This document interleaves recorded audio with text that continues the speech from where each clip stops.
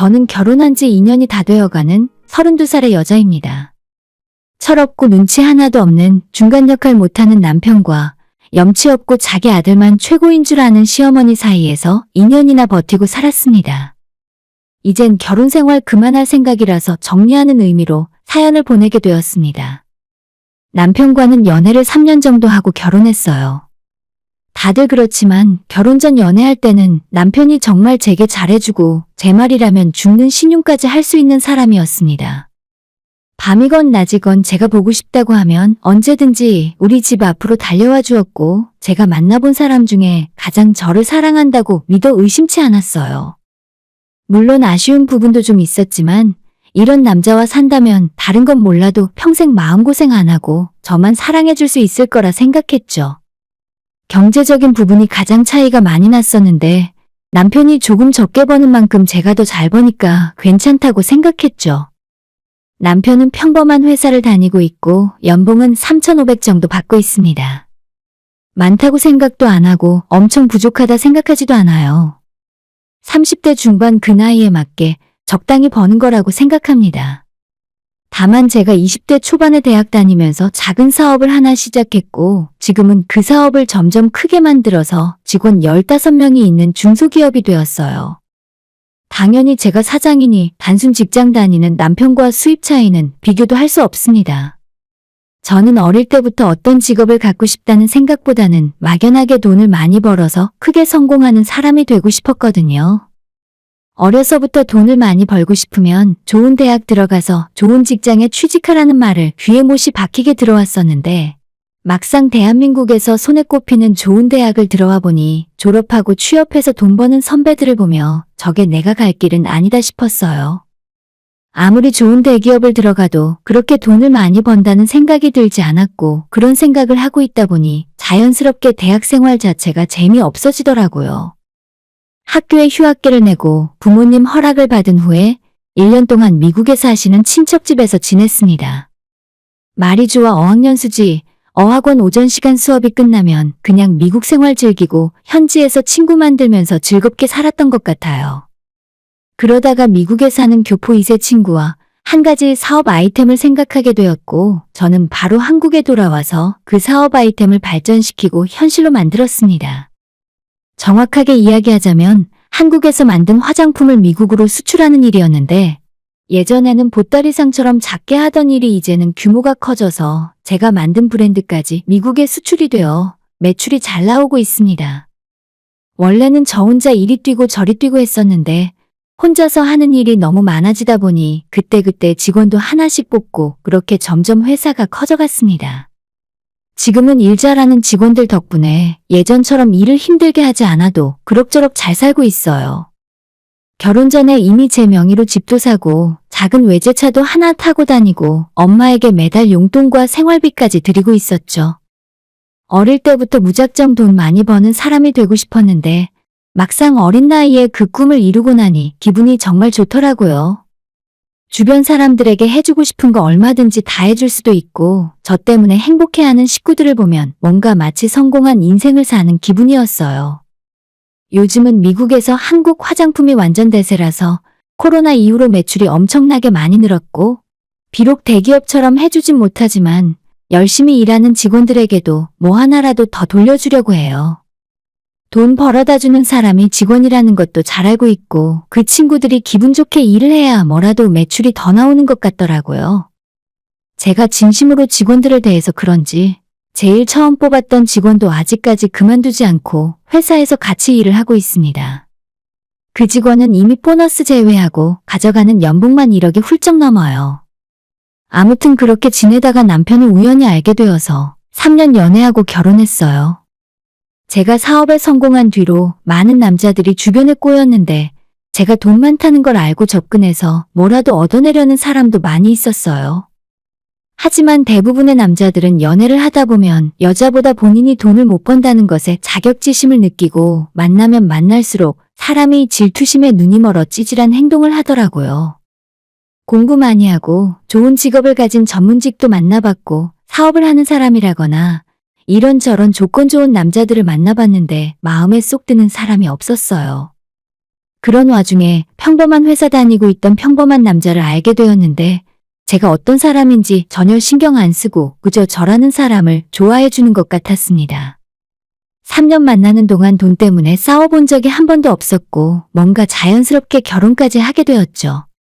저보다 수입이 한참 적었지만 월급날이 되면 항상 저를 데리고 맛있는 집으로 가서 밥을 사줬는데 그게 정말 기분이 좋았습니다.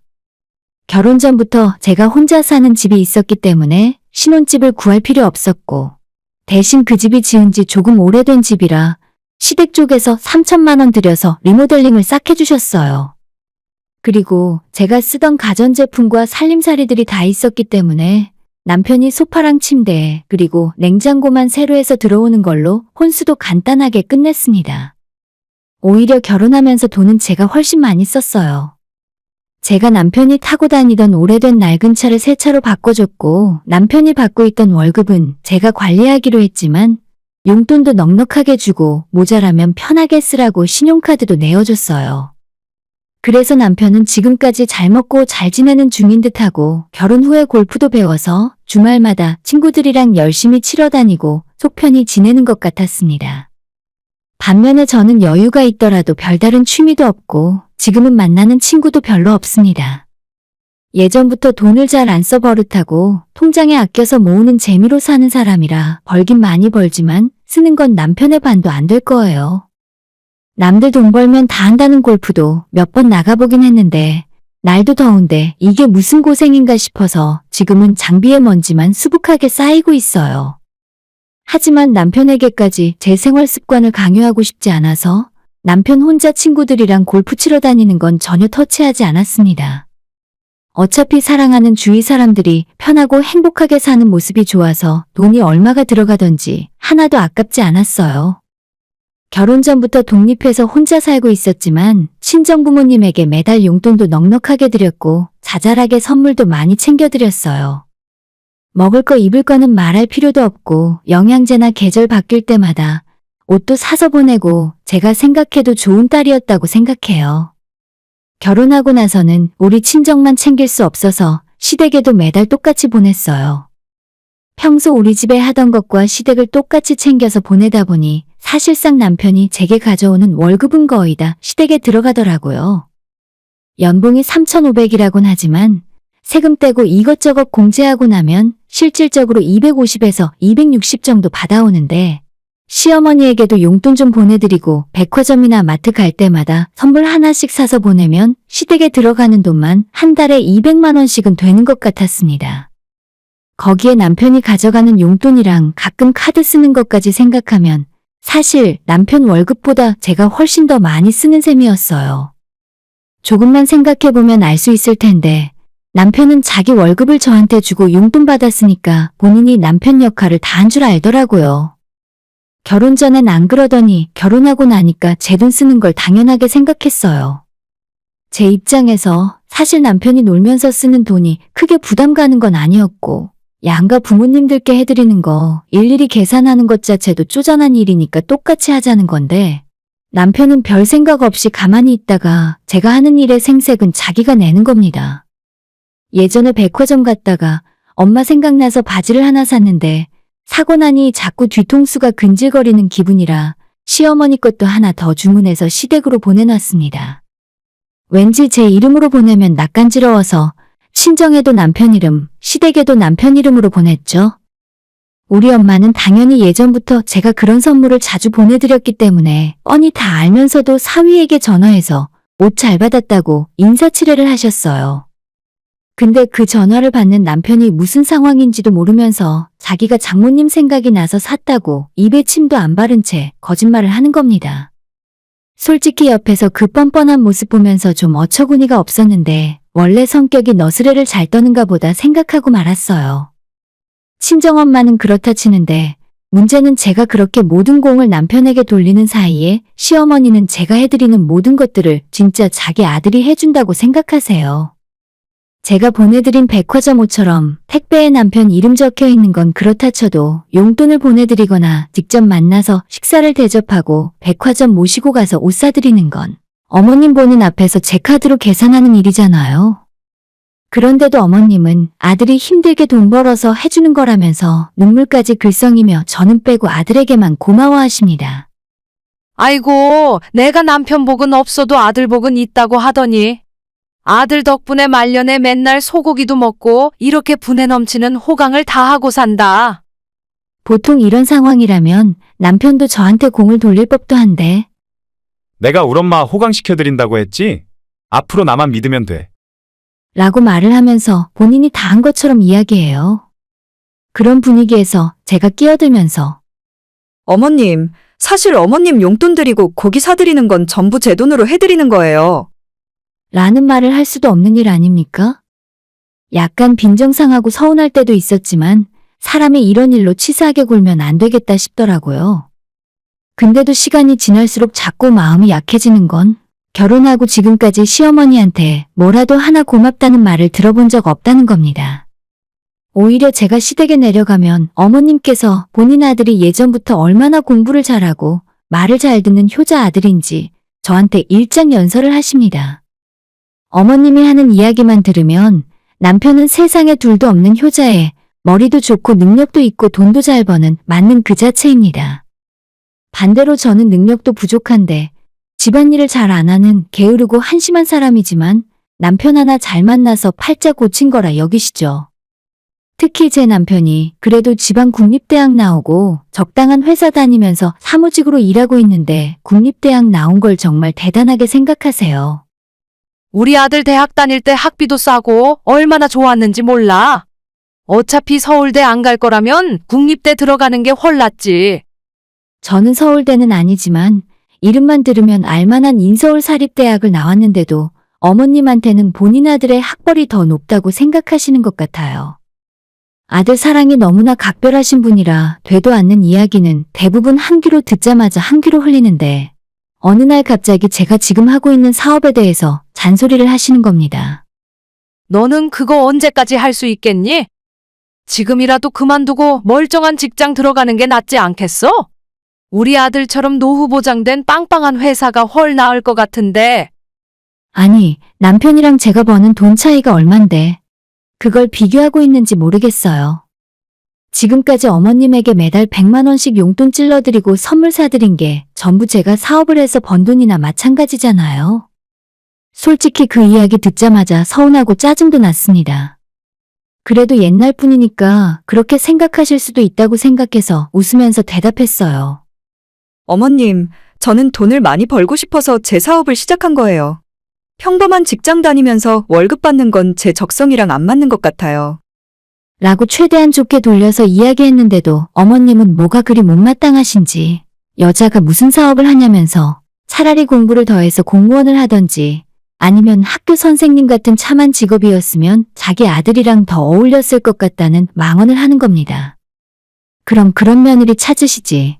왜 나랑 결혼한다고 할 때 아무런 말씀 없으셨냐고 한마디 하려다가 더했다가는 제 입에서 험한 소리 나올 것 같았고 괜히 감정적으로 싸우게 될 것 같아서 저도 더 이상 아무 소리 하지 않았어요. 하지만 마음에 계속 앙금이 쌓이는 건 어쩔 수가 없었죠. 결국 그날 집에 돌아와서 남편이랑 어머님 문제로 말다툼을 하게 됐는데 남편 하는 이야기는 시어머니가 옛날 사람이라 뭘 몰라서 하는 이야기니까 그냥 뭐라고 하던지 크게 신경 쓰지 말라더군요. 하지만 저도 사람인데 그런 일이 한 번 있은 후로는 예전만큼 시댁을 챙기고 싶지 않았어요. 남편 월급을 통째로 제가 관리하고 있었으니 그 대가로 용돈은 계속 챙겨드렸는데 매달 우리 친정이랑 똑같이 사서 보내드리던 선물을 그때부터 일절하지 않았습니다. 제 성격으로는 우리 친정만 챙기는 것이 내심 불편했지만 해줘도 고마워하지도 않고 뒤에서 그런 말이나 들어야 하는데 도저히 화가 나서 시어머니에겐 제 돈 한 푼도 쓰기 싫었어요. 눈치라곤 하나도 없는 남편도 짜증나고 뻔히 남편 받는 월급이 얼만지 알면서 제가 해드리는 것까지 자기 아들한테만 고맙다 하는 시어머니도 정이 뚝 떨어졌죠. 그러다 요즘 날도 좀 풀리고 월말쯤 친정 부모님에게 동남아 여행 한번 보내드리려고 항공권이랑 호텔을 알아보던 중이었어요. 우리 엄마 아빠 모두 여행을 좋아하시고 예전에는 가족 여행도 자주 다녔었는데 최근엔 너무 바빠서 제가 도저히 갈 수가 없으니 부모님만 보내드리려고 했었죠. 퇴근하고 집에 와서 제 작업실에 앉아 여행사 패키지를 비교해가며 항공권이랑 호텔을 검색하고 있었는데 남편이 제가 뭘 하고 있나 궁금했는지 옆에서 물끄러미 보고 있더라고요. 보던 말던 이제 뭔 상관이냐 싶어서 신경 안 쓰고 있었는데 남편이 우리 동남아 여행 가는 거냐고 물어보길래 우리가 아니라 친정부모님 여행 보내드리려고 한다고 대답했죠. 남편이 그 모습을 물끄러미 보더니 핸드폰을 꺼내서 시어머니한테 전화를 걸었습니다. 엄마, 동남아 여행 한번 갈래? 에이, 안 가봤으면 뭐 어때? 패키지로 가면 되는데. 일주일 정도 가서 푹 쉬고 와. 아빠랑 둘이 가실 수 있게 예약해 드릴 테니까 일정만 빼놓으시면 돼. 옆에서 남편이 하는 통화 내용을 애써 못 들은 척하고 제가 하는 일에만 집중을 하고 있었는데 정말 어이가 없었습니다. 남편이 어머님과 전화통화를 종료했을 때 제가 이렇게 물어봤습니다. 당신, 나 몰래 돈 많이 모아놨나 봐? 내가 용돈을 너무 많이 주긴 했지. 라고 이야기했더니 남편은 그때까지도 제가 장난하는 줄 알고 웃으면서 이렇게 대답을 하는 겁니다. 내가 돈이 어디 있어? 어차피 장인어른 장모님만 보내드릴 건 아니잖아. 우리 부모님도 똑같이 보내드려야지. 당연하듯 저보고 돈 내놓으라고 하는데 그 말 듣자마자 짜증이 확 나더라고요. 내가 언제 시부모님 여행 보내준다고 했어? 우리 엄마 아빠 보내준다고 했는데 왜 너 맘대로 전화해서 그딴 소리를 해? 내가 고생해서 번 내 돈이잖아. 그동안 참으면서 마음속에 쌓여있던 분노가 한꺼번에 확 터지면서 저도 속에 담고 있는 말이 터져나왔습니다. 남편은 항상 화내지 않고 조용했던 제가 갑자기 불같이 화를 내니까 순간 당황했는지 아무런 대답도 못하고 눈알만 이리저리 굴리면서 제 눈치를 보고 있더라고요. 저는 남편에게 왜 나는 돈 쓰고도 당신 어머님한테 욕먹고 당신 혼자 효자 행세하고 나는 능력 없는 나쁜 며느리 만드냐고 따졌죠. 아니, 그게 왜 전부 당신 돈이야? 나도 내 월급 전부 주고 용돈 받아서 쓰고 있잖아. 남편도 자기가 한 달 내내 일해서 월급 다 저한테 맡기고 겨우 용돈 조금 받고 사는데 왜 그런 말할 자격도 없냐 하더라고요. 그놈의 알량한 월급 이야기 왜 안 하나 기다리고 있었는데 듣자마자 너무 화가 나서 제 지갑에 갖고 있는 남편 급여 통장 카드 빼서 당장 가져가라고 얼굴에 집어 던져버렸어요. 월급 좋아하시네. 그놈의 월급. 앞으로 당신이 알아서 관리해. 그리고 지금까지 내가 주던 돈도 전부 끊을 거야. 당신 돈으로 알아서 어머님 용돈 드리고 전부 당신이 알아서 해. 라고 이야기했더니 한참을 멍하니 생각을 하던 남편은 아무리 계산해봐도 본인이 큰 손해를 보는 것 같았나 봐요. 부부 사이에 뭘 그렇게까지 하냐? 그냥 원래 하던 대로 하자. 내가 말이 좀 심하긴 했어. 라며 다시 카드를 제게 내밀길래 그 카드 쳐다보지도 않고 다시 집어 던져버렸습니다. 진짜 지금까지 제가 좋은 마음으로 손해보고 있다는 것을 시어머니는 그렇다 치고 남편도 당연하게 여기며 살고 있었나 봐요. 남편 월급 260만 원 정도로 그 용돈에 그런 선물과 골프 같은 취미가 가당키나 하겠습니까? 생각할수록 너무 머리 꼭대기까지 화가 나서 그 뒤로 남편과 더 이상 이야기도 하기 싫었어요. 솔직히 내가 왜 이런 손해보며 살아야 하나, 차라리 아직 애도 없을 때 이혼을 하고 혼자 사는 것이 낫겠다는 생각을 하고 있었는데 그날 저녁 남편이 하는 말 한마디에 간신히 참고 있던 뚜껑이 완전 열렸습니다.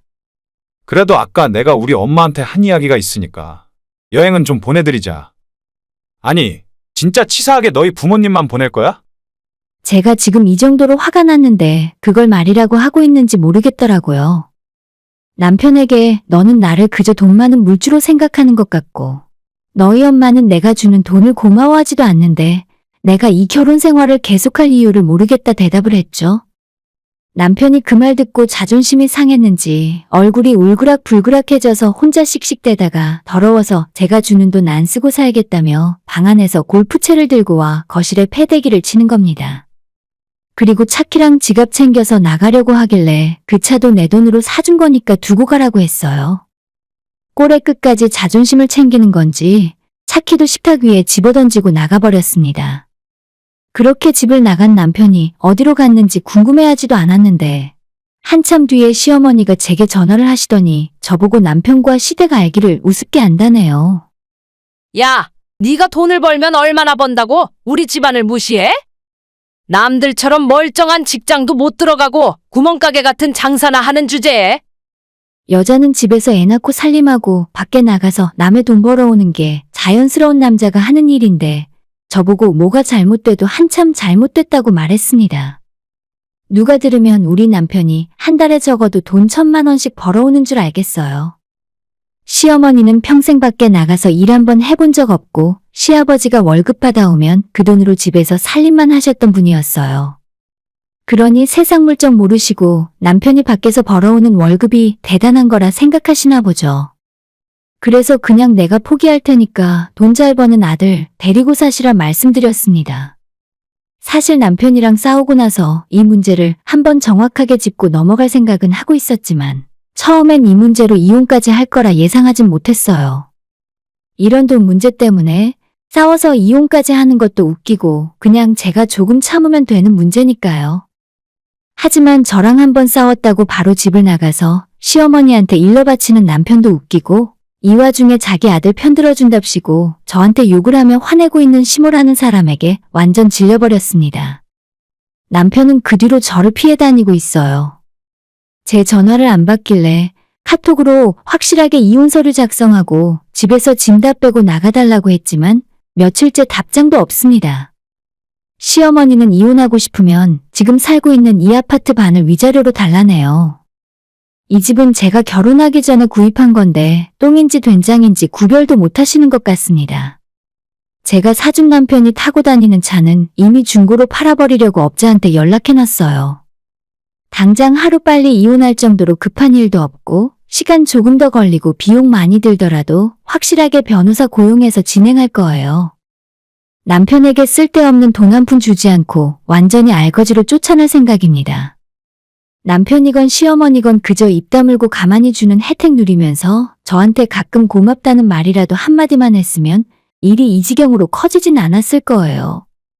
두 사람 모두 그놈의 입이 문제더라고요. 어머님 수준에 딱 맞는 집에서 살림 잘하는 참한 며느리 새로 맞으시길 기원할게요. 오늘의 사연은 여기까지입니다. 구독과 좋아요, 알람 설정 부탁드려요. 다들 행복하시고 좋은 하루 되세요.